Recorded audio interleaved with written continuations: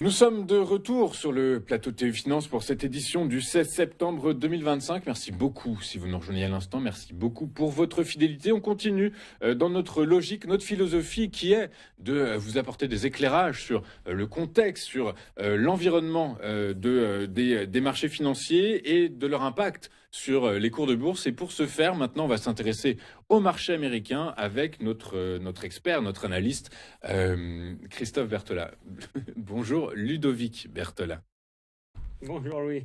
Bonjour, pardon Ludovic, je sais pas pourquoi je vous ai appelé Christophe, mais voilà, j'étais dans mon dans mon mouvement. Ludovic, bonjour, merci beaucoup d'être avec nous ce matin. Ludovic Berthelin, vous êtes trader, vous êtes coach, vous êtes formateur chez Interactive Trading, avec nous pour nous expliquer, pour nous aider à comprendre comment fonctionnent les marchés américains sous le prisme toujours de trois actifs que l'on suit désormais régulièrement avec vous, notamment les cours de Gilead Science qui graphiquement commence à faire peur.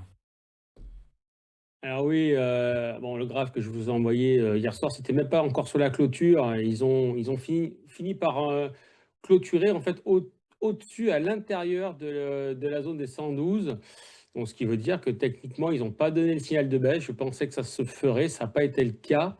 C'est pour cette raison que, bon, pour ma part, cette action que je suis depuis des mois et des mois, sur lequel il faut essayer de payer un maximum sur les replis de marché. Et je m'attendais à un retour sur cette oblique bleue, surtout dans la zone des 105, 107, pour de nouveau encore repayer cette action qui marche relativement assez bien.